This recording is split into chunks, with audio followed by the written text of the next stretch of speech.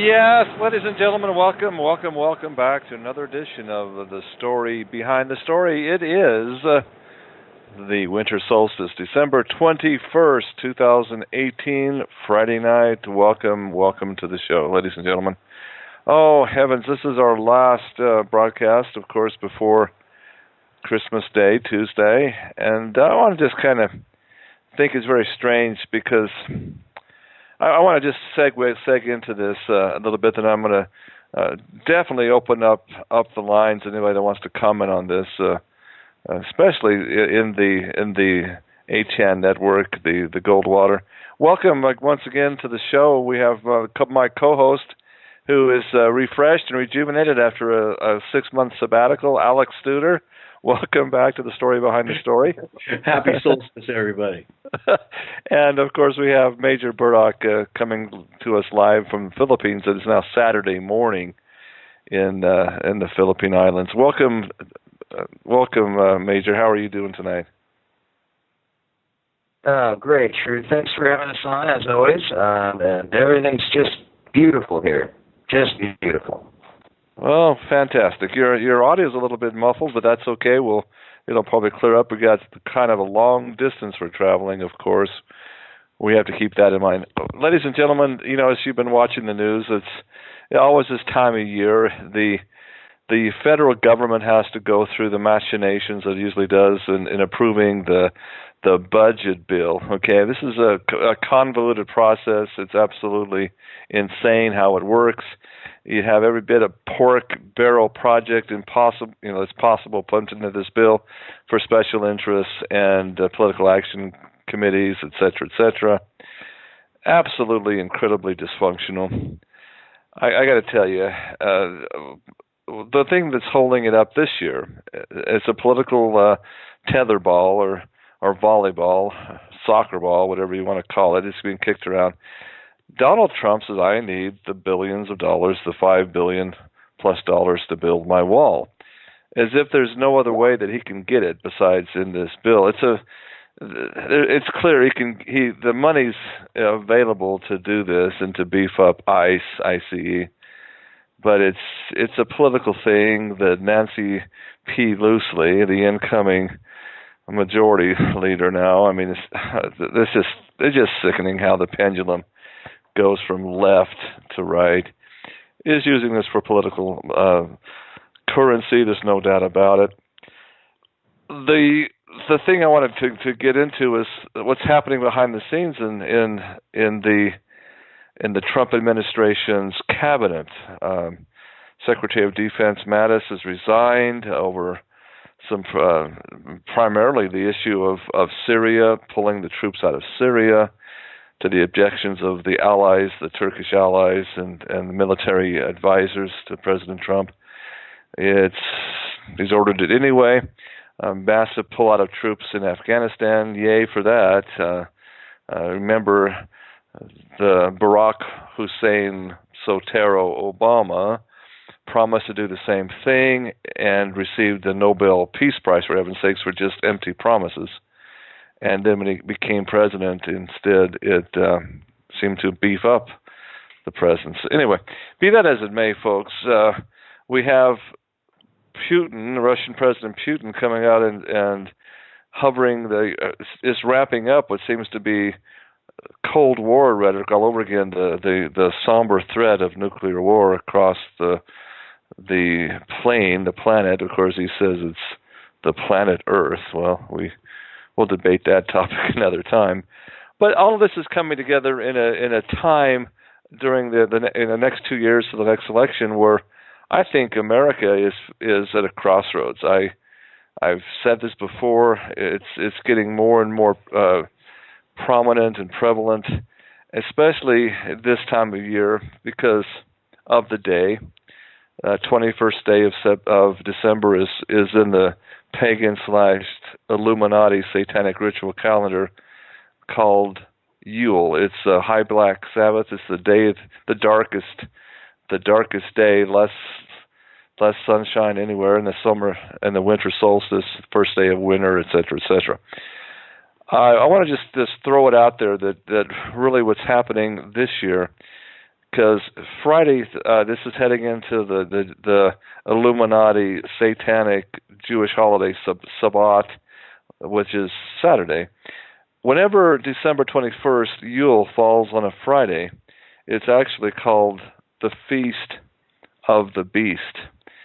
And it's a very, very empowering Black Sabbath that's going on right now as we speak in places across the world in Illuminati satanic ritual centers. So I say it not to honor it. I say it as a Christian to be a warning voice, to say, look what is happening, look what is being done. I can't. I hate to estimate the number of innocent children being ritually tortured and even murdered on this night, being the Feast of the Beast. It's exponentially high. It's much higher than All Hallows Eve, or what's called Samhain, the second most powerful Black Sabbath in the year 2018. So I just say this before I went on the air. I had a half hour of prayer and meditation, just for protection for those innocent little ones that I am confident, I am 100% sure are being ritually sodomized and abused on this Feast of the Beast night. So I say that to you, Alex, to you, Major. We've commented on this topic many times, whether it's the Pizzagate, the Podesta files, the entire reason why Julian Assange is such a hated man now. He never was really in hot water until the Podesta emails and the DNC Seth Rich stories became exposed. So there you have it. Go ahead. What's your comments, Alex? Well, I think you're absolutely right, and this is something that Ted Gunderson was clearly upset about all the way to his end, feeling frustrated, not having been able to really make the dent in it that I think he really intended to. As far as like your first comment on the wall budget,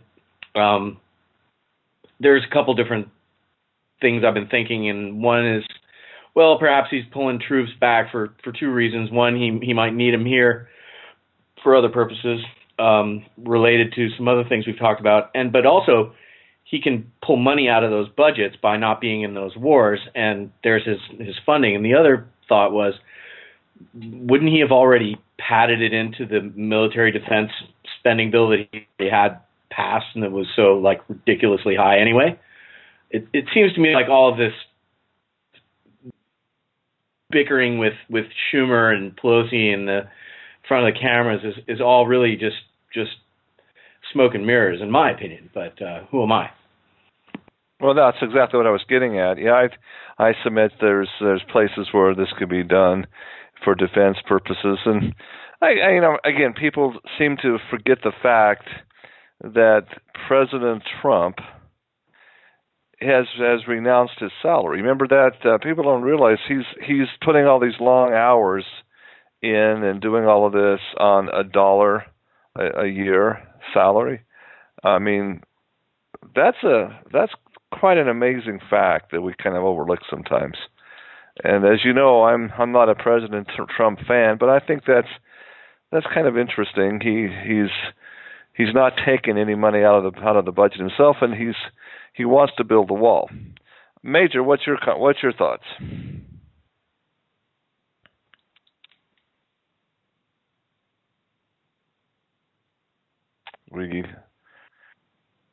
Do we have Major Burdock with us? Burdock, are you there? He's maybe talking with the muted microphone. That happens sometimes. Yeah, he was having difficulty connecting a minute ago. Yeah. He left the conversation and, from what I see, rejoined, but he may have dropped back out again. Yeah, that's fine. It shows he's on the line, but that's okay. We'll just maybe he's just muted. Maybe he stepped away. Who knows? Just press forward.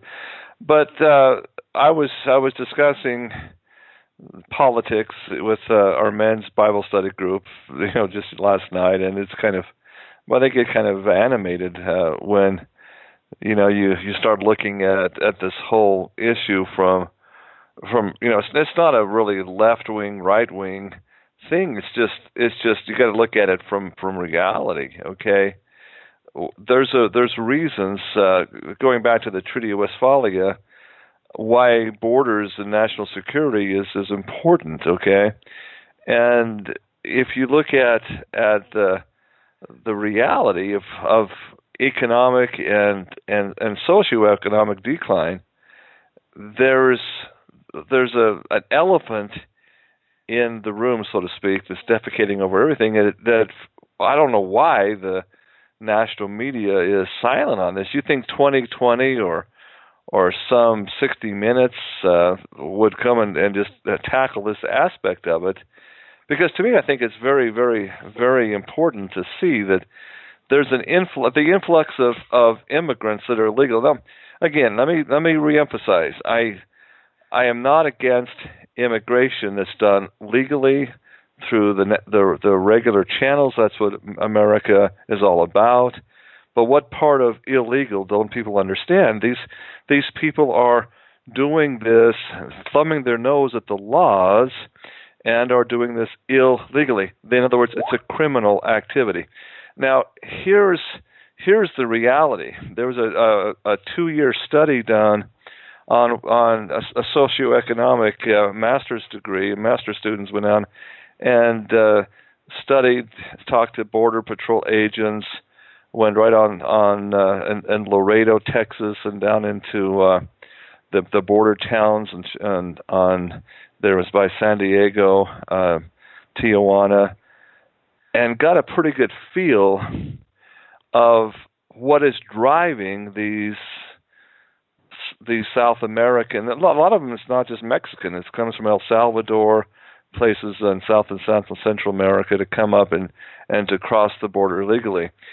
And what was amazing is the vast majority, we're talking 92, 93% by all fair estimations, these individuals have completely devoted themselves as and disciples of the Santa Muerta, death cult goddess.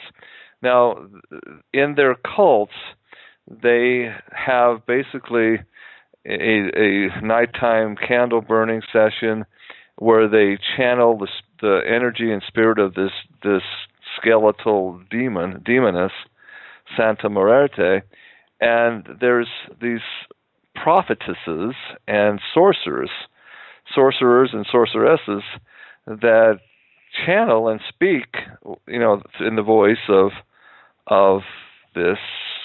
They call her a Saint Muerta, the saint of death, the death bone, and they're telling these people who are devoted disciples that if they follow the priestess and their advice and go into America, they will be blessed with prosperity in the form of massive dollar bills being given to them. Because the cult is part of what they do when they worship this icon, this idol, this skeletal female with a death cloak and skeleton.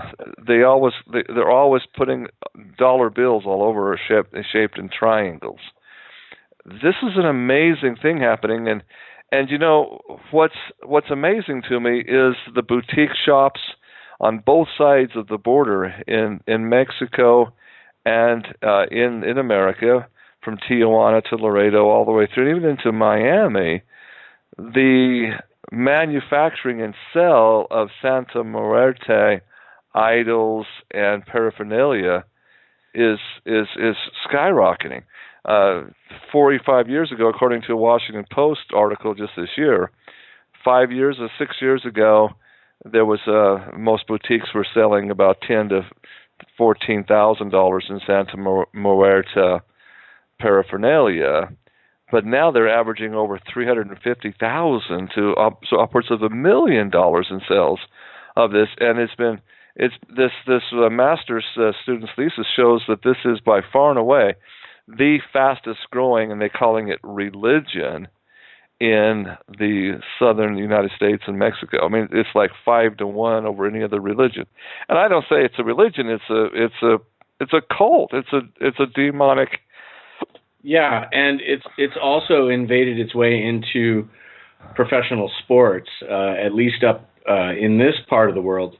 Our local baseball team has images incorporating this skeletal figure with the giant round eyes, right? And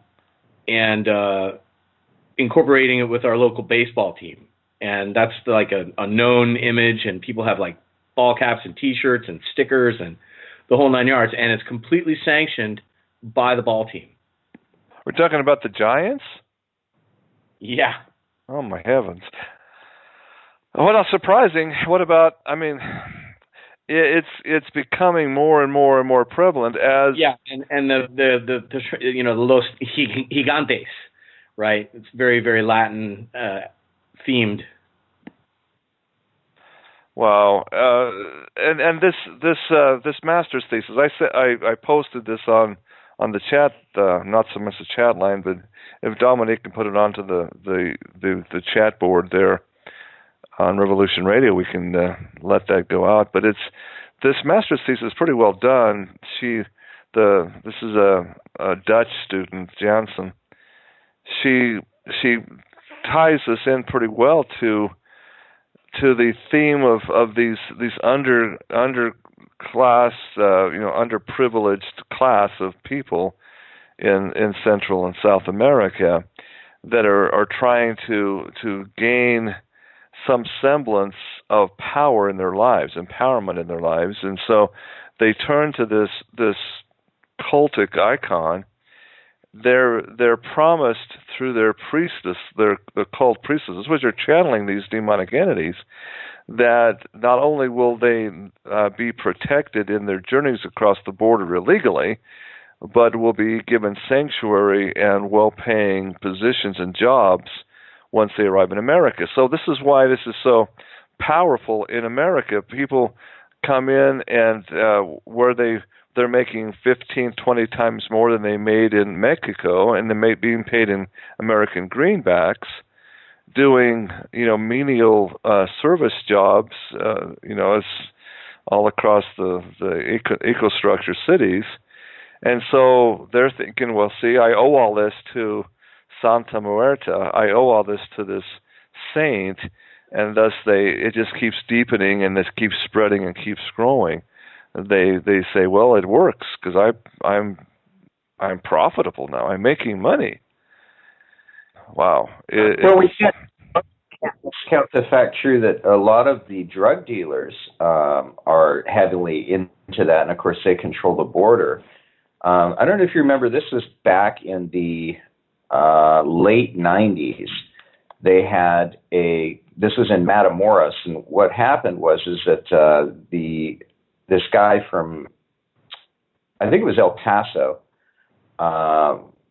was kidnapped. He was a son of, he was an American, but he was just down there and ended up going into the wrong bar, and they ended up, this drug dealer grabbed him, took him to this farm out in, this ranch out in Matamoros, and they finally tracked everybody down there, and they found like 80-some bodies down in this well, and they had all these people in different stages of torture, different people who were just caged and were just freshly kidnapped, and then people that were hanging around that were dead. And it was a church. That was their form of religion, and it involved human sacrifice. And so it's some really evil stuff. This, you see it, every once in a while. You see it all the way through Mexico, Central South America, and there's also kind of a form of it in Brazil, which is a little bit more. That's more voodoo a little bit. They're throwing bones around and things like that. But it's very much what you're talking about is very real and alive and very common, especially for people that are wanting to take a shortcut in life. and you can't blame somebody for wanting to better themselves, but I think that, these folks know what they're doing is illegal, and I think they know what they're worshiping is a form of evil. Well, yeah, there's in the text of this master's thesis. Let me quote what it says here. Santa Muerta is also associated with Microeffect, also known as the Keeper of Bones. And she quotes Munoz's study, who is the Aztec. So this goes back to the original Aztec gods. Is the goddess of death, and who in the Aztec world is believed to rule the underworld, Mictlan, alongside her husband, Mictlantecutl. She is depicted as either a complete skeleton of a human body with the skull as a head, which devours humans, especially infants. Okay, so if you go back to the Aztec traditions, they would have people who they would kidnap, or enemies, in battle, and they would put them, just as you described, into a well and keep them there, and they would, as offerings to this goddess, which is also Santa Muerta, same, just a different name, Mexican name versus the Aztec, but it's a very real thing. There's people as she's interviewed that actually has seen the manifestations, seen this entity actually appear and ask for human flesh to feast on. Okay, wow, it's a veil of evil that's palpable, and I say, doggone right, build a wall, keep these people. I mean, this is really what's happening. It's an influx of evil. Now, the question, I as I read this master's thesis, and I've gone through and understand, there was actually a CIA paper put out about 10 years ago, and I remember commenting on this. Alex, I might have remembered the show where we talked about the Department of Defense, the DoD, and even the CIA being involved, because this was ties in, like you said, to not only these death cults of voodoo and just dark arts worldwide. I submit it's the same thing that the Illuminists are doing. It's just an outreach of them, again, to bring in these very dark influences to weaken America. That, it's a spiritual battle when all said and done. It truly is. These channeled demonic entities are very real. They have incredible power working through their priestesses and priests. And again, America, they're saying in this study, America is much more tolerant to this than the Mexican government, which is largely controlled by the Roman Catholic Church, which is very much against this cult.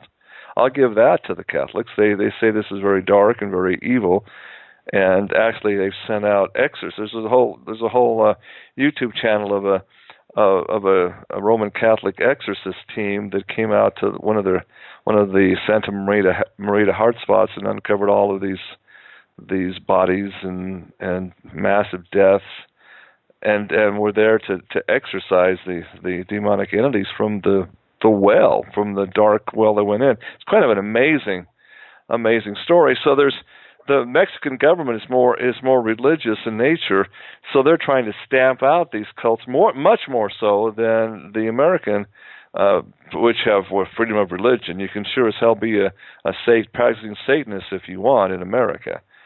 The church influence on the northern side of the border is much less, which is what's fueling this influx of Santa Muerta devotees and disciples. Now that's chilling to me, guys. I don't know about you. What do you think? Well, I think you got also let's not discount the fact that the pedophile groups in the United States have all of that stuff that Podesta was doing and the spirit cooking and all of that is very right in line with the Santa Muerta. And that's, they're I guess they're good neighbors, right? So think about that. You're going to run into fellow members of the same church, and first you've got illegals that are coming in. A lot of them, certainly are prone to crime. And then on top of that, you've got the people who are welcoming them, who are and want open borders, who are these groups of pedophiles. So that's not a good mix right there at all. Well said. I guess the level of apathy, and I don't know if apathy is the right word, maybe disbelief among people that should be concerned about this. When I brought this up in this to the men's group guys a little bit, just kind of one-on-one, not to the whole group per se, I got the sideways glances. I don't want to go there. I don't know. It's just kind of like I don't want to see it. I want to deny it. I don't want to look at it. Oh my goodness! But here in Utah, you have this influx coming into the Hispanic community here, and you see it. There's these idols coming out, these sanctuaries, statues popping up all along here in Utah. It's becoming prevalent all across the country. Obviously, you wouldn't have all these shops selling, $500,000 worth of paraphernalia, statues, icons. It's booming business, according to the Washington Post article. So money, prosperity, oh my goodness, on and on it goes. Why is it that the Christian body is like, it's not that big a thing? You got to have a little bit of love and charity towards these people. Let them worship the way ever they want to worship. See, that's the problem. No, it's either dark or it's light. You can't sit there and say it's okay to have satanic ritual going on next door. You got to. That's the quandary. It's what do you do about it? Call the police? No, they're going to say, well, they have the right to do what they want to do. But like you said, Major, the drug kingpins, so much of the border trade with drugs, and it used to be a lot of the marijuana trade. Now it's more the heavier drug, cocaine, and that coming from South America crossing the border, the Ecuadorian cartel. Every single one of them has Santa Muerta as their patron protecting saint. They all do. It's universal. Okay, and when competitive rival cartel members get each other, it's typical that they take their machete out and behead each other. That's directly to the prescription done by Santa Muerta. They want their enemies to be beheaded at the behest of the priestess. Chop their head off. Isn't that just kind of a lot like the Muslim faith? Okay. Also reminds me of John the Baptist. I was just thinking, Drew, how much in the music world, it's almost a fashion statement to be a Satanist and to display such, ink on your arms, that sort of thing. And conversely, being a Christian is almost a surefire way to not get a deal, not get a project. Good point. That blog post that I had so many people comment on that saying that's an absolute joke. Meryl Streep's not involved. That Cannibal Cafe, it's real. It's in the yellow pages. It's got a website. I'm not making this stuff up. People go there and literally feast on human flesh. And the procurer of the meat is Chinese national, who's tied into the one baby, policy where these infants are brought in I mean, that's prime veal, man. I mean, I hate to. It sounds so crazy, but it's in vogue. You got all these Hollywood elite celebrities that are members of this cannibal club, and it's totally fine. And here we see that Santa Muerta and all of the independent books and studies written on this. The best way to describe it, Santa Muerta is a folk saint, quote, a folk saint who feeds on humans, end of quote. It feeds on human flesh. What kind of entity is going to be, moving celebrities like Chelsea Clinton is a member, Meryl Streep, this Cannibal Cafe club? They love to feed on human flesh. What entity is possessing them to do that? Is what I guess where I'm heading with this. It can't be normal, is it?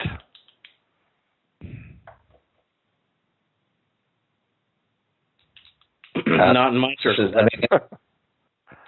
These folks are just out of it, and it's all about power. It's about you've got money and you've got as much power that you can get in your arena, and then you take as much as you can. You have power over the life and death of children. You use human beings and throw them away. And what else can you get? What else? So you have to have some sort of godly power. And eating the flesh of humans is one of those things that some people. This isn't anything new. It's eating the flesh of your enemies, or it makes you powerful. It's people that just want to take all is pretty much the whole deal there. So the question I need to pose next is, suppose you have 100, say 200,000 Santa Muerta disciples who are now in America. Some of them have wanted to come to America for religious purposes, right? They're seeking sanctuary in America for religious persecution because the church has come out against what they're practicing. So you have all these hundreds of thousands. I mean, that's what we're talking of Hispanics that are there.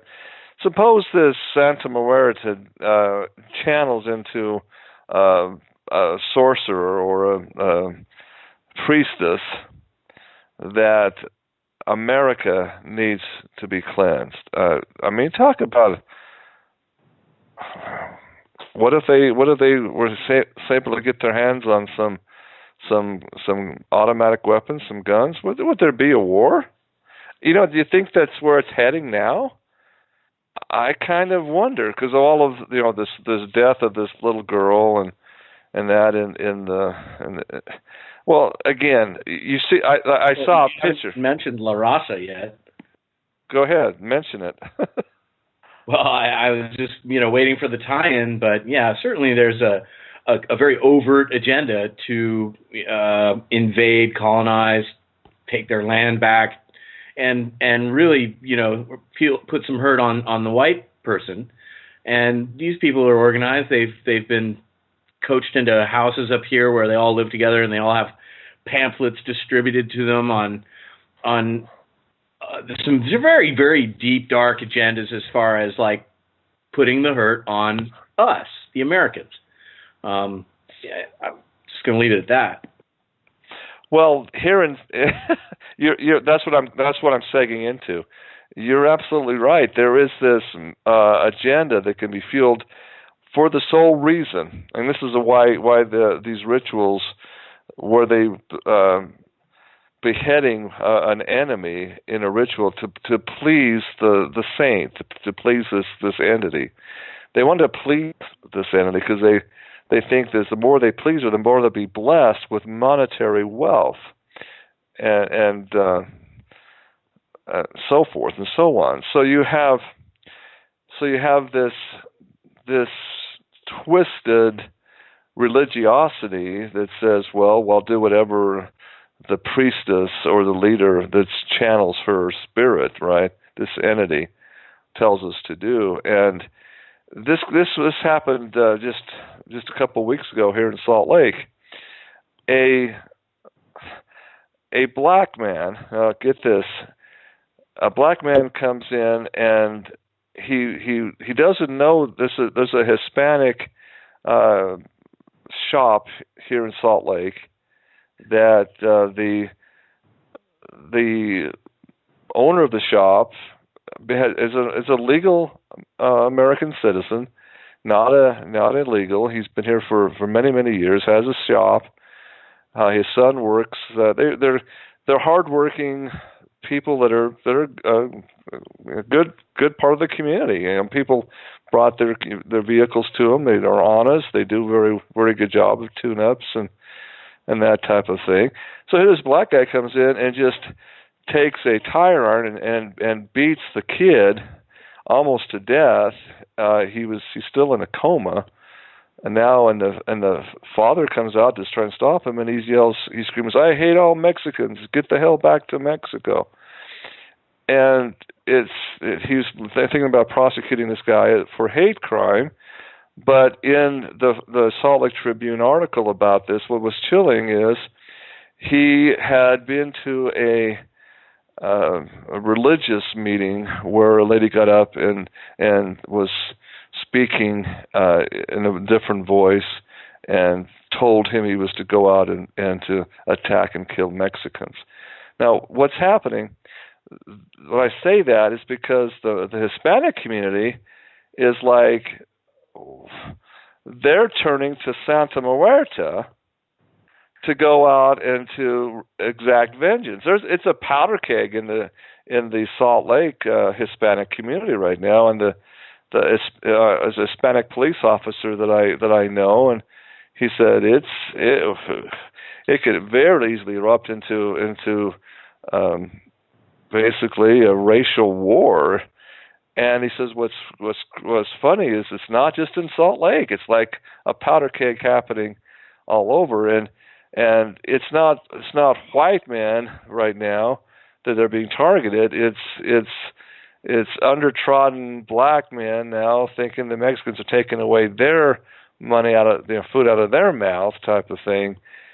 And it's insane what's happening.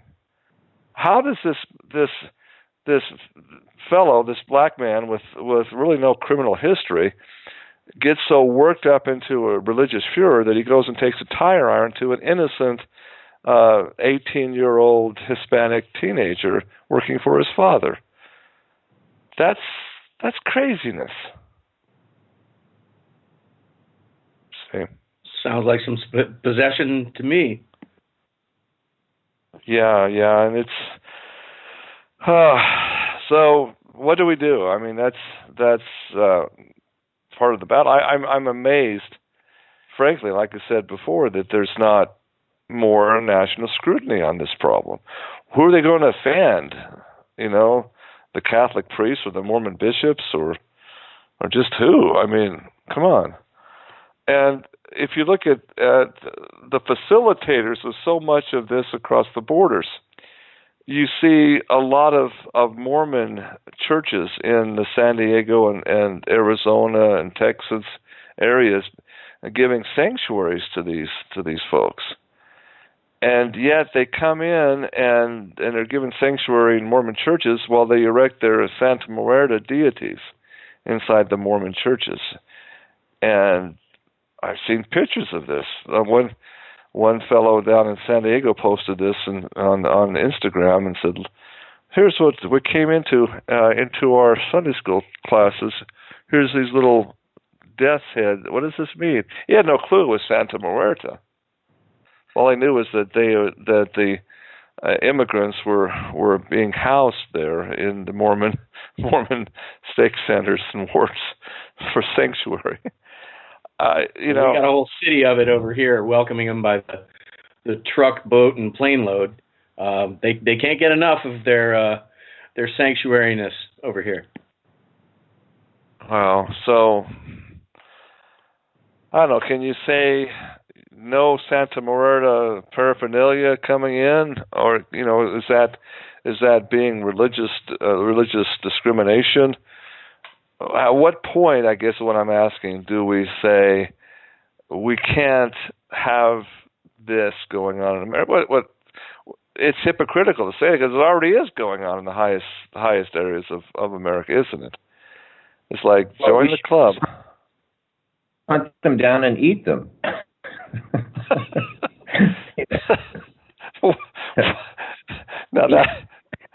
Now, get them to fear us. How about that?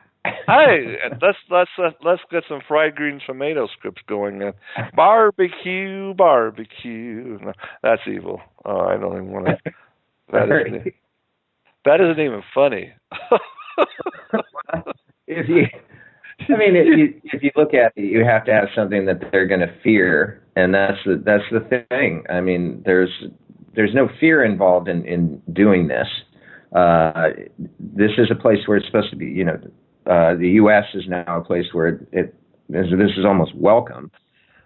There's no fear of breaking the law or fear of having a lot of this really scary stuff going on. I don't know. I mean, freedom of religion, yeah, all right, you got that. It is kind of a touchy area there, but I don't know. I mean, you can certainly I don't have a problem with it. I think that, like it or not, I mean, the government could decide that they simply want to harass these people.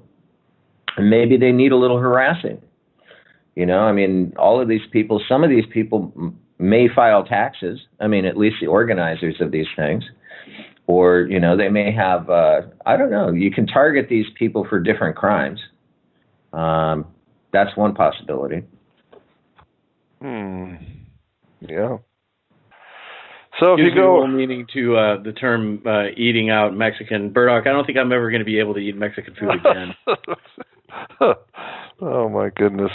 It tastes like chicken. I don't know.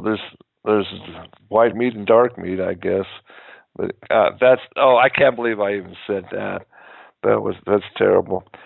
So I'm saying that the listeners that are to the show, or if they're out there and they see what seems like a creepy little iconic statue someplace as they're out walking on a city sidewalk or whatever. It's typically, it's a skeletal statue with usually a green cloak over the top, and there's usually different kinds of flowers found on the altar. That's how they keep it alive by coming. They will usually have fresh water given to the deity there, so they say Santa Murtis believe that she gets thirsty from as they travel from devotee to devotee, etc., etc. It's quite amazing as you read this, the details of this in the master's thesis. Let me just quote again. There was in Mexico and the United States along the border areas. The article by the authors Bunker, Campbell, and Bunker, just in the year 2008 alone, that approximately 5,500 people have been killed directly because of the Santa Muerta phenomenon. They show the statistical evidence that over half of those 5,500 people were torture killings, quote, torture killings, that involved burning people to death, throwing people into acid vats, into pits with acid in them, so they die very slowly, beheading people and dismembering their body parts while they are still conscious. This is growing in numbers since 2008. So this is not getting better; it's getting worse. And here's a quote from George Grayson's Mexico, Narco Violence in a Failed State, quote, "Today, unremitting violence plagues the border states of Mexico, sensationalized by many decapitations, torture, castrations, kidnappings, plunging victims into vats of acid, burning them alive, carried out by drug cartel hitmen and their run-of-the-mill thugs, all devotees of Santa Muerta.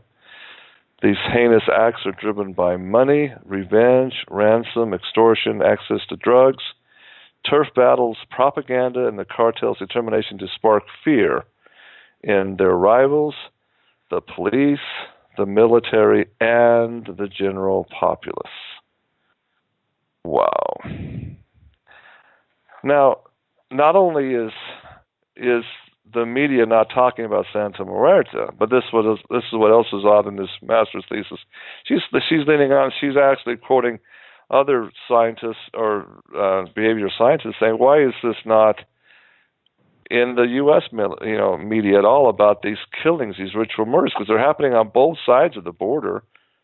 Why is this not being discussed?" See. Question. Well, what do you think? Maybe because our government doesn't want the competition? Well, it's not like we really have a common practice here about discussing Satanism in any form, really, except with sort of mocking derision and satire. Yeah. Oh my goodness. I mean, I really believe that, as you suggested, conspiratorial agreements exist between similar groups within the states already, and the influx of these participants, so much so that they really affect their own cover-up by way of hiding in plain sight and using sort of predictive programming, mockery, satire, the whole gamut, to really sort of desensitize us to it, when in fact it's really a huge thing. Yeah. Okay, so here's another quote. I want to and we're going to head to the break here, but this is again Chestnut in his book Santa Muerta, Devoted to Death, The Skeletal Saint, says, quote, speaking of the narcotics cartel, knowing that their eminently dangerous trade could very well lead them to such violent deaths, scores of their devotees, which are the family members and others in the community that have joined in with Santa Muerta devoteship for protection from these, right? They work at all levels of the ultra-lucrative industry. They implore the saint of death to prolong their life and spare them from a horrific demise. Likewise, narcos ask the white girls, this is the name for Santa Muerta, the white girl, to watch over their precious merchandise, concealing the tons of pills, powder, and paste from the DEA of America, the Mexican Federales Army, and federal police, among others, with her protective black cloak. These narcos believe Santa Muerta can be jealous and vengeful when not conducting the right rituals or sacrifices to please her. And how do they know what you're right? By the priestess and the sorcerer that comes out and channels her voice. They have started to use more extreme forms of violence, such as beheadings, decapitations, etc., etc. It's just my point with all this, gentlemen and listeners, is that it's escalating. It is not decreasing. It's reaching a crescendo point. And again, why the silence on the part of the media? And this, if this angle is brought out, I submit that more general Americans would say, we need a wall. We demand a wall. We need to protect ourselves from this patent evil that's coming across the board like a tidal wave, like a black plague. That's my point. As I see the percentages, 9 out of 10, well over 9 out of 10 of the people are devotees and disciples of this demon goddess. That's That's a trouble. That's troubling. That's a problem, folks. Yeah, I mean, they shouldn't be coming in the first place, but it's just one more reason. But I think I hopefully this news gets out a little bit more. I'm glad you're talking about it, Drew, and hopefully people will, if they're. But then again, I think most of the people that are for open borders are essentially godless in the first place and might even embrace that whole. Oh, isn't that cute? They worship the. I don't know. You never know what those folks are going to think. I mean, you can't count on any sort of common sense with these guys that are just, this Schumer. I mean, these people that are insisting on these open borders. Not living down there. That's the whole reason that Southern California, which was historically very strongly liberal, but even the further south you go, San Diego is just, we get a huge amount of traffic at the Goldwater from LA and San Diego, and most of it is on immigration articles. That's one item that is affecting those people every day, because their businesses are getting ripped off and their daughters are getting raped, and there's just a generally bad feeling about having people rush the border like that. It's terrible. So I don't know. I think that I think everything should be tried, and of course. I've mentioned some pretty extreme measures on the show, past shows, but I think they should try everything. That's my opinion.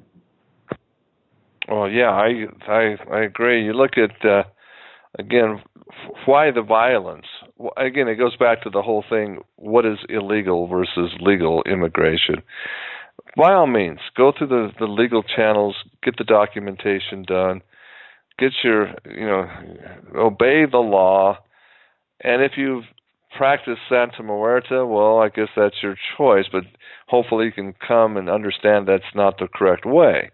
But see, Santa Muerte, inherent in that is the protective black cloak that they'll come and do it illegally.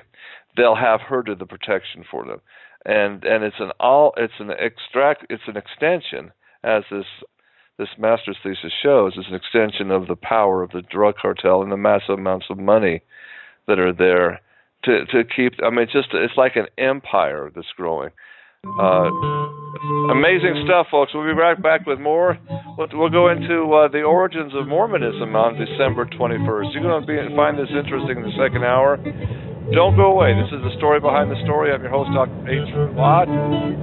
Right back after this message, so please stay tuned.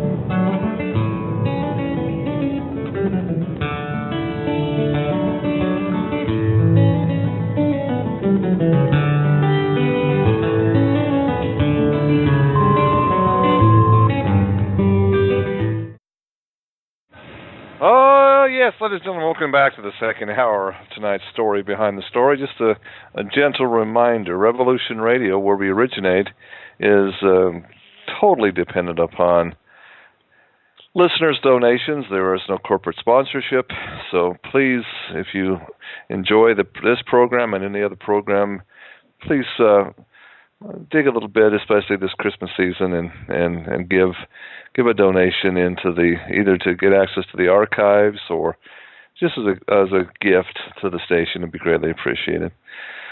All right, let me just tell you some things about my Mormon heritage that's kind of interesting. That what kind of led me to leave Mormonism.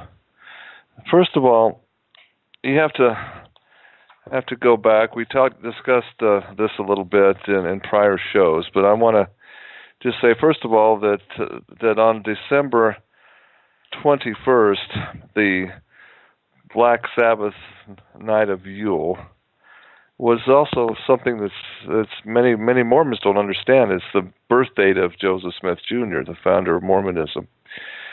And I have here a document that I did this about 15, 20 years ago.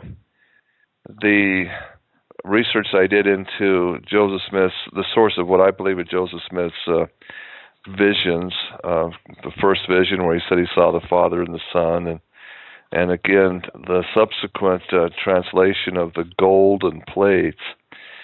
I got to say, this is ties into me so much with the Hermetic tradition of one Anton Mesmer and the Illuminati itself, and the shamans.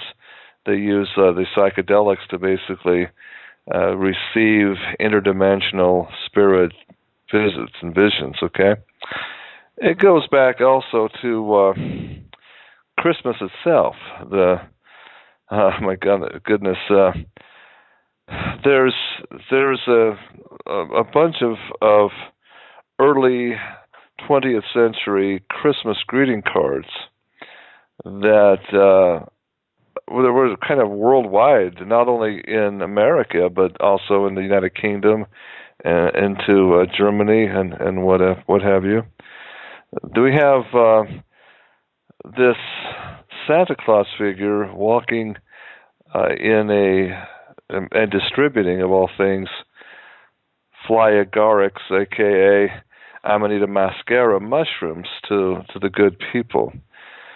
There was a paper that came out about the origins of Santa Claus. Pretty amazing.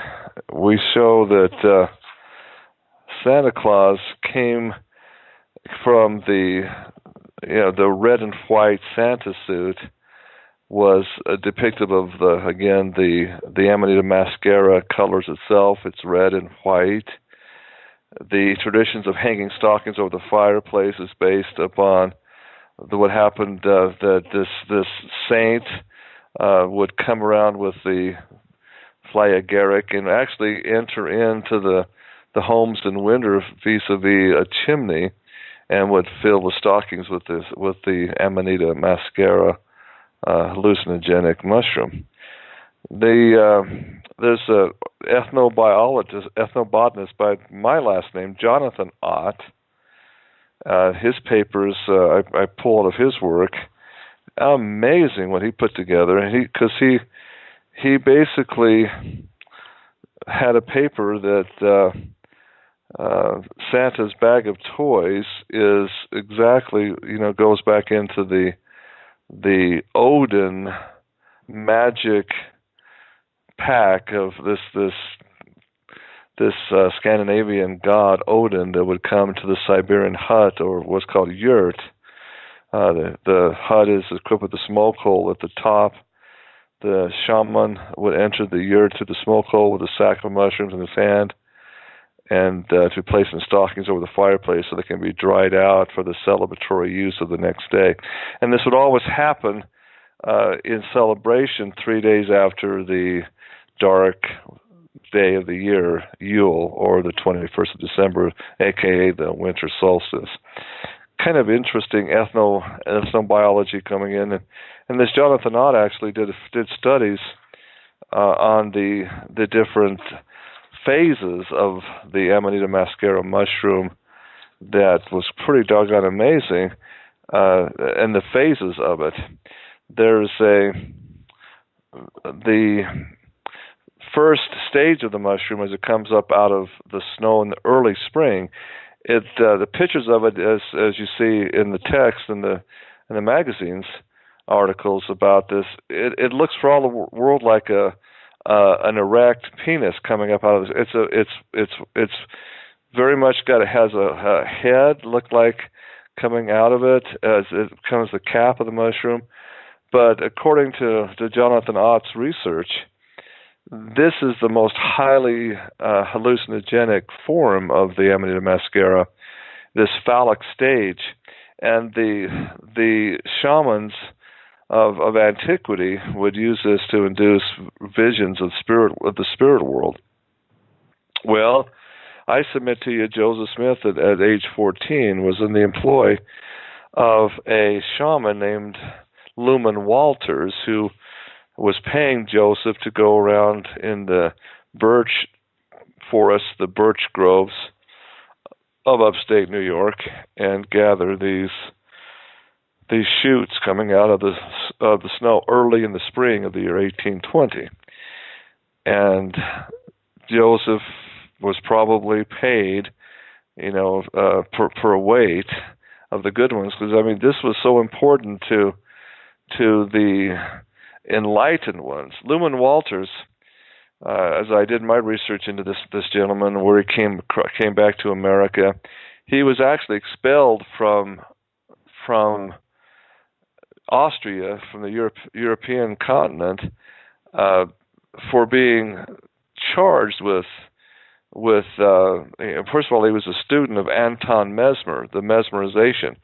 So he was actually putting certain women under hypnosis and having sexual favors done by them, and they would complain of genitalia being disturbed and hurt after meeting with him, but they had no making memory of it. But enough of these women gathered together and brought charges, and so they brought him before the magistrate in the court. And of course, he had the right to confront his accusers. And lo and behold, there in the court, he said some words, and they went back under hypnosis, mesmerization. Well, the court was disgusted. There was no physical proof of it, because they recanted their testimony. The women did, but they expelled him, expulsed him from the area. He came back to America, and suddenly we see this guy hooking up with Joseph Smith as a 14-year-old boy. And there's been documents put out about Luman Walters and how he was a constant companion of young Joseph Smith and frequented dinners at the Smith family home and taught them the basic rudiments of how to use entheogenic. Entheogens are substances that create a connection, he said, with God. That's theo, being God, entheogenic, beginning a conversation with God. But really, if you look at the history of it, it goes back into the mystery cults of the old world. These are substances that create an altered state of consciousness in the human brain, and thus interdimensional entities can very easily come in and dictate and possess the individual. This is why the Bible is very clear about not doing anything with familiar spirits, with enchanters and wizards. Wizards are those people that use these substances to create altered states. Because, see, the Bible is very clear that you need to be in complete control of your faculties to have communion with the one true God, and that's Jesus of Nazareth. So you see, there's a huge difference in how the shamans of the witchcraft paganism operate versus what the Bible dictates to do. So here we see Joseph Smith, born on Yule, the 21st of December, utilizing the Amanita muscaria in its phallic stage. Dr. Jonathan Ott, in his research, said that every single person that ingested the first phallic stage mushroom in the dosages that were safe as far as LD50, every one of them had a time of trauma on their circulatory system. Their heart began to be enlabored. They felt like they were having a heavy weight, almost like a horse or something, sitting on their chest, where they had a hard time breathing, and that caused the adrenaline adrenochrome, as we know it now, to be released. Adrenochrome, or the adrenaline pumping at the moment that they think they're going to go to death because their heart is being constricted. The adrenochrome, the adrenaline surge, causes a burst of chemical reaction. They see in their eyes that are wide open, they witnessed incredibly flashing bright light, and in that light they received a visitation from an entity. Now, every single one of them happened. So what Joseph Smith, which is now canonized scripture by the Mormon Church, about his first vision, where he had this incredible moment of near death. He was surely going to succumb to the unseen forces. His tongue was bound. He couldn't even speak. And suddenly, he says that at the release of that, he sees this pillar of light, and in the light he sees these entities, and they teach him. That's exactly what Jonathan Ott is showing in his research. 25 out of 25 people in the study experienced the exact same phenomenon when they ingested this psychoactive. Now, again, these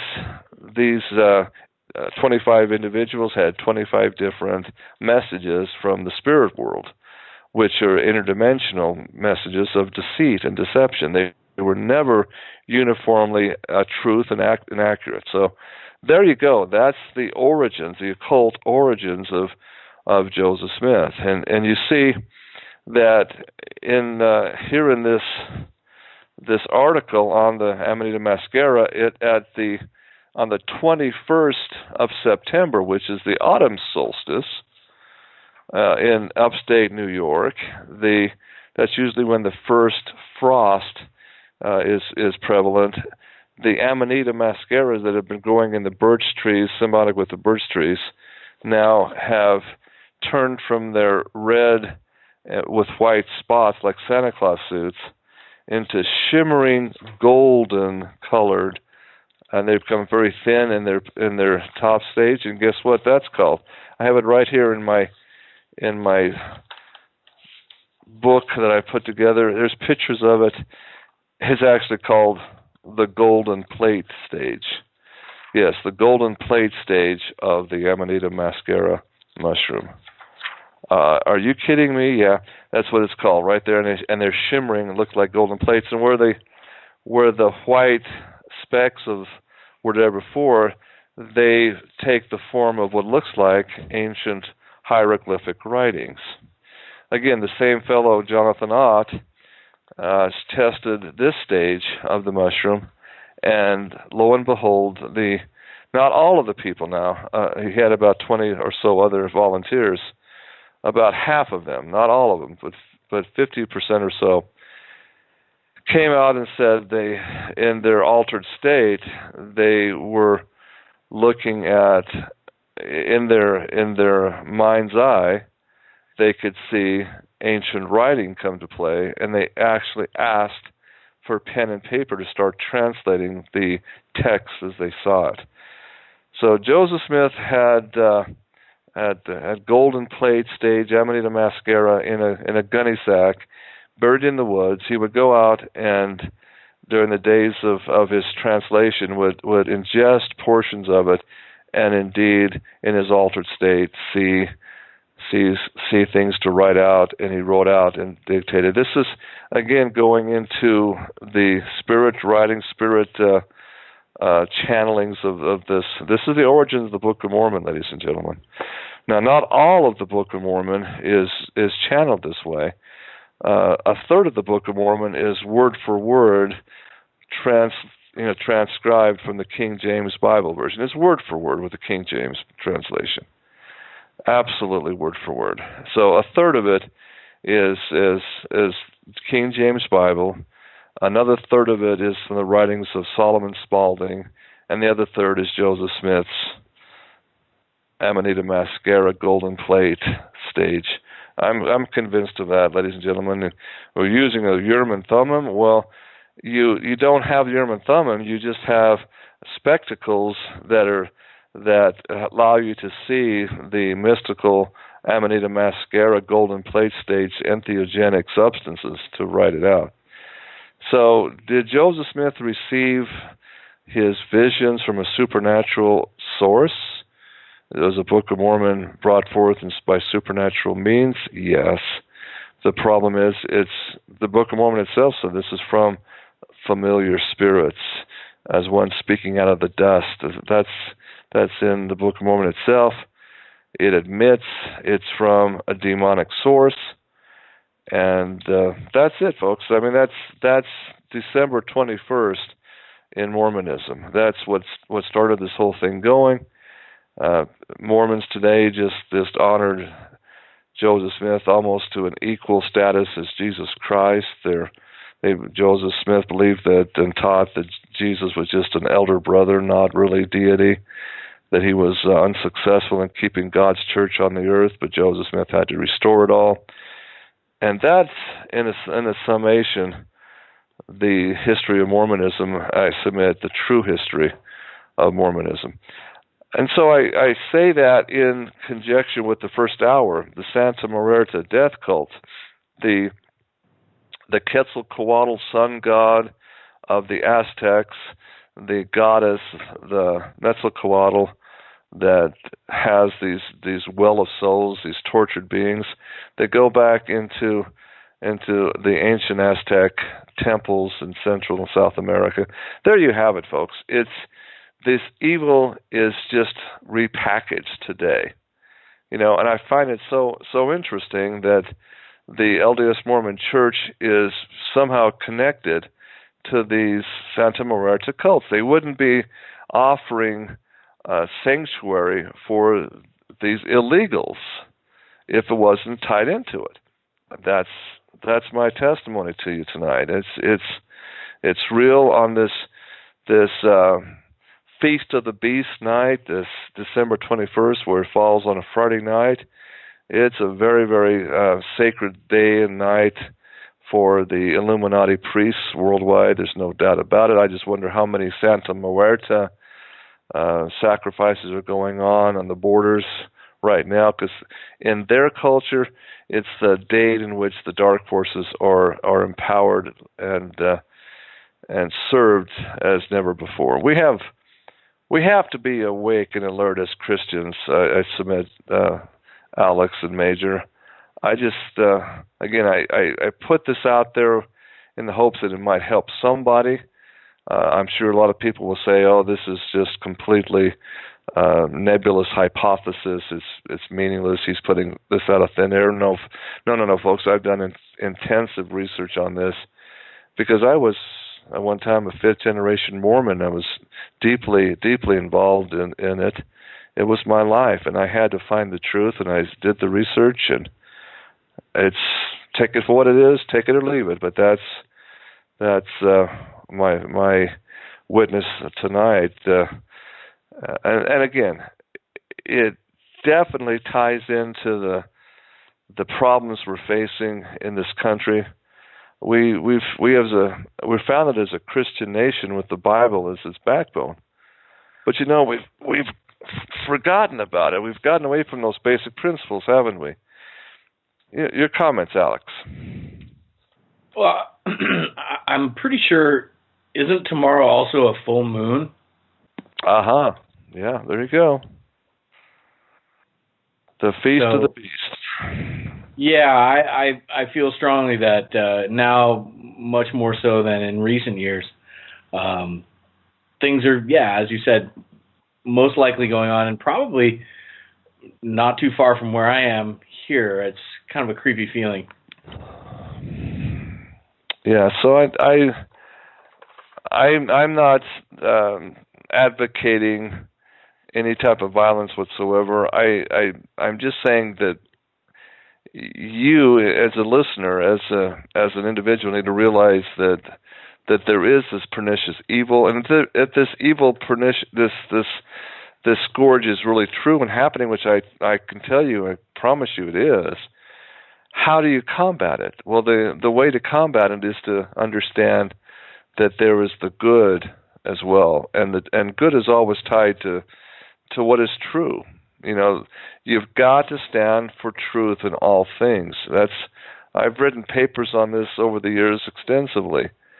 We've got to search the truth, find the truth, and hold on to the truth, because Jesus himself said he is the way, the truth, and the life. The truth is embodied in him.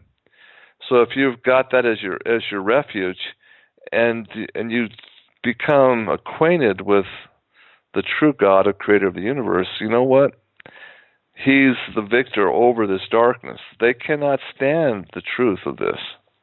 That's your only power. That's what I submit is the antidote to all of this. I'm not advocating go out and joining a special church or anything. I'm just saying be aware, be empowered by the spiritual truth that's there. And you know, Alex, this does tie into the shape of the earth, the truth about biblical cosmology. So many people that you know, I like to see your paper that you wrote while you were on your sabbatical, right? That ties into this is the reason why it's so scripturally important is because if you are believing as what Edward Henry calls the greatest lie on earth, your spiritual eyes are going to be clouded with this too. You can't see the entire picture. Okay, you've got to have your brain trusting the truth. I continue in these debates with you know what I'm talking about, Alex, the same people. Sure. Yeah. And they always come back to the same thing. You know, why do they try to psychoanalyze why people believe in a flat earth? And they come and say, well, they're just trying to fight against the establishment, and they know in their heart that the earth is a spinning globe, but they just want to fight against something. And I keep going back to the one thing. I says, listen, if you can show me how water forms a curve and adheres to a curved arced surface of a ball, then I'll admit that it could be a globe. But until you do, the water is level. Water is simply level. The seas are water, right? They're made of water, right? And if the seas are 66%, two-thirds of the earth itself, how can this be anything but a flat plane? I don't see how it could be anything but. Now, don't get off on psychoanalysis of what drives psychos to believe what they believe versus what the white coats of science declares. I can see what my eyes show me, and water is flat out level. Well, to that, I usually come at it with like two different responses. And, you know, first of all, if you can prove me wrong, go for it. There's a cash prize that's been unclaimed for I don't know how long now. Use the scientific method. Put out some experiment that brings 100% repeatable results that proves that what we're saying is false, or you know the other model is correct. And then also I get into sort of, you know, when I'm accused of being a believer or whatnot, and I really get into, you know, the difference between belief and knowledge. And I try to illustrate that I'm not a believer. I know this because I've seen the proof, and I've run the experiments, and I've measured the 100% repeatable results that clearly indicate no, what we've been told is not true. So I'm really peculiar when it comes to that particular line of thinking. And that's without even going into, again, the very specific means with which anybody can go and run some of these experiments themselves and show clearly that the evidence as a result of some of these experiments will absolutely disprove what we've been told about this so-called heliocentric model. Yeah, I actually went out and think with an internet connection, you can actually pull the historical files of Michelson and Morley's interferometer testing, which they conducted not once but twice, but something like 70 times in different parts of the world. They were staunch physicists and believed the Copernican model. They built the interferometer to basically measure, based on longitudinal lines, the the rotational speed of the Earth at different areas, north and south, etc. And they were stunned when they came up null and void. There was no movement, and their scientific method to do it was based on the cognitive preconceived notion that they would see the speed. They would be able to gauge the speed conclusively. And when it didn't, I mean, that was a shock ripple all through the world of physics. Suddenly, even Copernicus was starting to look like a heretic, right? And, you know, a lot of the academia that were reviewing Michelson and Morley's experiment wrote some pretty nasty things about Copernicus. It was almost the same thing that Martin Luther wrote about him. What is this pernicious liar doing, putting out these theories, and why are they so readily sucked up by the universities with their Masonic Board of Regents to back them? See, what's all this purpose? So along comes Albert Einstein, and as Edward Henry elucidates so beautifully in his book, Albert Einstein came with his bogus, I mean, it's just a long chain of numbers in the theory of relativity. There is no ether, thus we are all moving at the same speed, and we just don't see it happening. Thus the interferometer will show a void, a null and void speed. Oh, please. The numbers are, the numbers are just a bunch of gibberish. They mean nothing. Like you said, it's the experimentation of the scientific method that will prove or disprove. I'm sorry, don't piss on my head, science, and tell me it's raining. It's disgusting, and people, so they mock and they laugh. You guys are crazy. You guys are Muslims. You Muslims believe this, that its earth is flat. No. It's what you observe and what the Bible says. How can you as Christians not read Job chapter 30? I had this debate with some of my so-called Christian friends. How can you read Job 38 and Genesis chapter 1 through 14, and say this is not important to understand? God tells Job, he says, where were you when I laid the foundations of the earth? Where were you when I set the day spring? Now, the Hebrew word for day spring is the same Hebrew word for timekeeping. And it's funny, the switch watchmakers of the Middle Ages that developed the springs of the watches, the switch watches that are so great in workmanship, they're all powered. You wind up a day spring inside the watch. It coils the movement to follow the time, which measures the same thing that it's the sun movement. It's in the Bible, the movement of the sun and the moon and the cycles of time are called day springs. Just the same as watchmakers use. Is that just coincidence? It's a measurement of movement. You ask people what is time. Time as we know it, we know how atomic watch or even a Fitbit watch works. It measures movement of time. That's all it is. Aging is time. It's movement, measurement of movement in years and times. And lo and behold, that's exactly what the Bible said. That the celestial bodies were set in place as markers for times, days, years, and seasons. And it's exactly what the ancient world had, and it's evolved into our knowledge of what day is. So if you throw that all out, you throw away the basic pillars of foundational beliefs in the creation of the world. I don't see how you can sit there and say evolution is satanic and still think you're in a spinning globe. Because without the Big Bang cosmology of Carl Sagan and Copernicus and all these other bozos, right? The Earth is billions of years old, and because it was of a Big Bang that started out from the sun as a blah, blah, blah, blah, blah, blah, blah, blah, blah, blah, blah, blah, blah.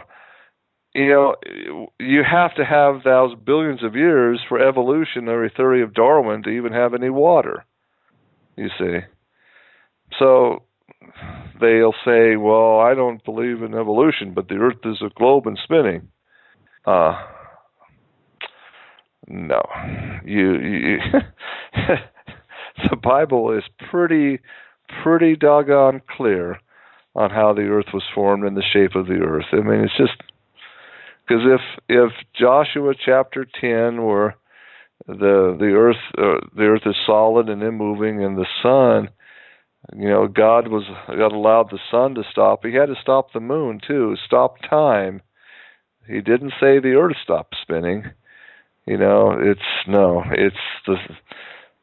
the celestial bodies that are moving around this magnetic plane with a polar center called the North Pole. That's where it is.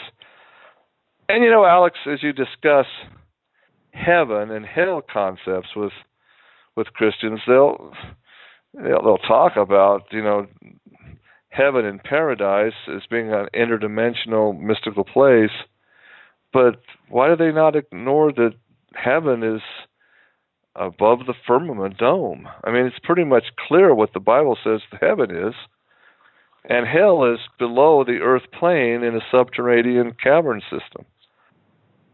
But no, it's just some nebulous interdimensional place, maybe out next to Alpha Centauri in a star. We just travel there as star children as we die, and we go to meet the. Mormons believe that Jesus and God the Father Elohim is in a star they call the realm of Kokolbom in a planet called Kolob, for heaven's sakes. That's where they think heaven is. You'll just you have a rocket ship strapped to your back when you die, and you fly to the celestial realm of Kolob. It's not what the Bible says. So, nor the Book of Enoch, which is something I've been kind of delving into as of late, which many allege, was purposefully redacted. Simply because of its detailed explanation about more things biblical cosmology related. At least the very first book of which I can't speak to the whole thing, but the first book has really got some meat in it as far as the attention I've been giving it. Well, yeah, and I've thought a lot about books like the Book of Enoch. There's the Book of James, the brother of Jesus. There's a short little writings of James in the New Testament, but supposedly there was a gospel written by James himself. But the oldest extant existing copy of James was found in 145 A.D., and there was questions of whether it was legitimately actually James that wrote it, because why would it be so old? It looked new. So the early church fathers basically said there was not conclusive proof that it was legitimate, so they excluded it. But that Gospel of James is pretty interesting in a lot of areas. Especially when it talks about the nativity. See, James was really the half brother of Jesus. The Joseph was actually married to another woman, and she passed away, so he was a widower when he was he took Mary. So there was quite an age disparaging. We think of Joseph being a young man and this type of thing, but after he lost his wife, and he had two sons by his first wife, the temple priests assigned him to be a caretaker and betrothed, basically take this young Mary into his house to take care of her. Basically, that's the story of James. And then, of course, when she became impregnated through the divine conception after the visit of Gabriel, this is all explained in the Gospel of James. And what was amazing about the nativity story is James goes into greater detail about when Mary began to show that she was pregnant. They knew that she was there. Suddenly, how gossip is. The word got back to the temple priests that Joseph needed. He did some things he shouldn't be doing with Mary until they were officially married, after a certain time after his death of his first wife, right? So he was called into account, and so was Mary, because if they were found guilty of this, it was stoning. They'd line them up and whack them with stones and kill them. It was a death sentence, pretty serious accusation. And so James was there witnessing it, as he would have with his father. And so he writes about how they pleaded that Joseph bent on his knees and says, I am innocent of this. I swear before the living God I'm innocent. And so did Mary in separate instances. There was, in the Judean culture, there were skilled midwives that were basically the OBGYNs. They were allowed by the temple priest to examine women and to do the working after the baby is born, et cetera, et cetera. So the primary key midwife named Salome was called in. Salome was called in and ordered to analyze Mary, because she says she swore she was still virgin. And so here's the midwife does inspection of Mary and found out she is a virgin. Wow. So that's the testimony of James. And get this, he also says that when they had to go with their father and with Mary into Bethlehem to be taxed by the census to their origin area. So they had to go back to Bethlehem. James accompanied, of course, Mary and Joseph and their entourage back into Bethlehem. They were in Bethlehem quite a few days, and the time came that Mary, was to give birth. And there were so many people there, and there was normally the inn, as it's called, was actually a hospital for pregnant women. That's what it was referred to. In James, there was the normal birthing shelter was full. There was no place for her to have the child, so they put her in adjacent to the inn. There was this cave of where the child was born. It was laid in this. There was a cave. And get this, and according to James, it was where the sheep, the ewes that were pregnant, were given birth to the lambs, and these lambs were special. They were the unblemished lambs, typically taken into Jerusalem for sacrifice.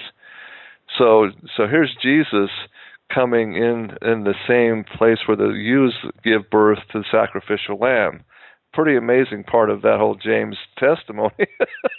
And yeah, I've been to the Holy Land and Bethlehem and seen the cave of the Nativity, and there's multiple areas where they would have these pregnant ewes. It's a birthing cave, a lamb for livestock, primarily the lambs that were used to provide the sacrificial lambs for the temple in Jerusalem. Wow, pretty amazing part of that story.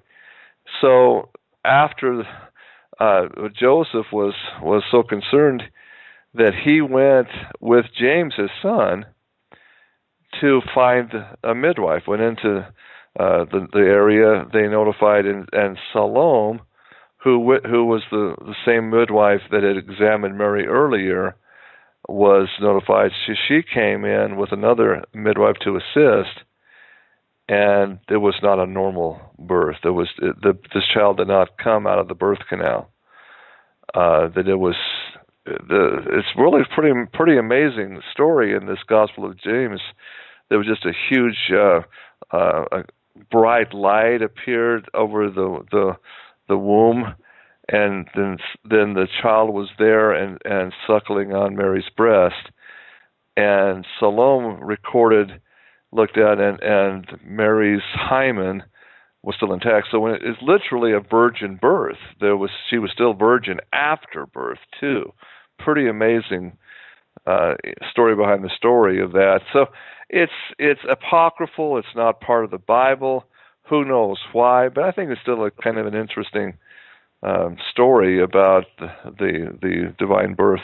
And also, I must say that it was in the spring of the year, in the same time we're taxed today by the powers of Rome, the fascists of Rome. It's April 15th, the IRS.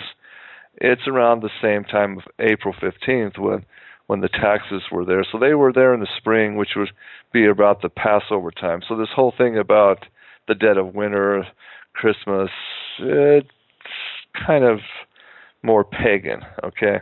But does it matter what's the day of the time of the year? It's just a matter of worshiping and honoring that birth, I submit. So, yeah, so I know it's kind of a tangent, but this Christmas season, wow, that to me rings true. I think it very well possibly be. The word going out, of course, the shepherds were the ones that were ministered to by the angel. Angels came, and then the hosts of heaven, which was separate from angels, actually sang the praises only to the shepherds. The shepherds were the equivalent of our homeless hobo camps, just a step above the leper colonies in the caste system of ancient Judea. They were not even worthy enough to be bathed and attend the temple.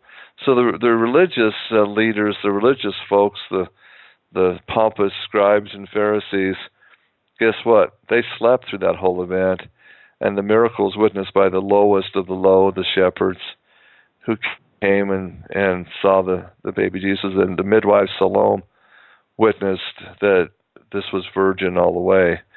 There was a birth, yes, but it was not in normal channels, just like there was no impregnation of Mary's egg by normal channels either. So pretty amazing, I think. Pretty conceptual. What do you think about that story? It's news to me. It checks out. It makes sense. You've piqued my curiosity, and now I'm gonna have to go digging and read it for myself. Yeah, it's just Google up the Gospel of James, and you'll see it. I see no real reason why it shouldn't be canonized. I mean, James was the brother. I mean, he should have been. He was called into the ministry with Christ when he started his ministry. He was older than Jesus by about 16 years, I think. But of course, James was also killed for his testimony of Christ, and the book of James in the Bible is very, very good as far as laying out how much you can get knowledge from God just by asking. To just ask with pure heart, with real intent, it'll be given to him, right? And I got to say, you look at Jeremiah chapter 33, verse 3, and here's Jeremiah in prison. Okay, I think maybe you can relate to that a little bit there, Alex. But Jeremiah's in the prison court, and he receives this revelation that if you, in verse 3, God tells him, if you come to me with humility, with a sincere heart, it's just like James was saying in James 1, that God will show you the knowledge you need to understand, and incredibly deep mysteries will be revealed to you. That's a promise, and it's given to Jeremiah. It's given to everybody that really seeks the Creator with full intent and full heart. Now, with all the mounting darkness that the powers that be have, whether it's Podestas and Clinton and the people that rule over us, I got to throw this statistic out. Again, the Washington Post just laid this out. Do you know how much money was doled out in the last 5 years for sexual harassment among the staff, among our congressmen, our senators, and congresspeople? Have any idea how much? It'll blow your mind. I don't know, tens of millions? $15.2 million in 235 awards in fiscal year 2014, paid out by the U.S. Treasury. 15.2 million. Now get this: before the process, before they actually put out the settlement, and of course they don't list who did it and exact nature of the violations. But the process for reporting sexual harassment to the Office of Compliance works like this. Before the employee can even file a complaint, they're required to go through 30 days of counseling. 30 days. Now, these 30 days can be once a week, or twice a week, but 30 days, typically that's, about a half a year of counseling. Then 30 days of mediation, and then there's a 30-day cooling off period before there's even any any money paid out to them. Now, this is paid out of our tax dollars, $15.2 million in fiscal 2014. I say, what's wrong with this system? Wow. And there's even reports of some of the female congresspeople having to pay out because they've kind of done inappropriate things with male staff members. It's just there is such a problem in our with our leaders, whether it's the DNC or whether it's the GOP. It's both sides of the barrel. It really is. It's hard not to be depressed when you look at these numbers. So, the media points the fingers at Donald Trump. The hypocrisy is amazing. Okay, so he paid some money to some people to keep allegations of affairs silent. Well, the same lawmakers are doing it, but so they're doing it now with their own private money. They're doing it with taxpayers' money. How do you spell hypocrisy? Yeah, that's just terrible. These guys think that they're above the law, and then they've got a fund set aside for this. I mean, come on, what the hell? That's crazy. And this whole Me Too movement really kind of shook things up. I thought it was interesting to see how it was used, because they used it against, originally a lot of Democrats got hurt really hard, and of course liberals and the Weinsteins. And Weinstein's probably going to get off, by the way. So I don't think he's going to get as nearly bad of a sentence as people think. Well, if Epstein's any barometer, then yeah, you're probably right. Yeah, but I thought it was the most interesting one. I thought was how they used it to go after Al Franken. Now that was interesting. I didn't see that one coming. So it's pretty much anyone that doesn't step in line. It's being used as a weapon, and who controls this weapon? It's pretty interesting. Well, it's all good. Remember, have you had any more insight into what we talked about last week on the show about the funeral messages that were passed out that caused such? Any ideas? No. What was on those cards? That's the thing. I put the feelers out there, and nobody to date has really come up with anything but speculation. So, we're no further along than we were last week. Whatever a lot of humorous suggestions. Yeah, I mean it's a huge list, but I haven't seen any reason to believe that one suggestion would be more credible than the next. So no, I mean whatever it was done quietly, and the people who received it sure aren't talking about it. So, I looked closely at Jeb Bush, a little bit when there's like 3 or 4 different videos of that. I'm sorry, but I think he turned pale, almost like he was going to pass out. His face went completely white to me. It was shock. There was something powerful that he was. I don't know what it was, but I'd like to know. And it wasn't to everybody either, was it? It was just select few that were given that, and they just happened to look at it, and wow, it shook them up, didn't it?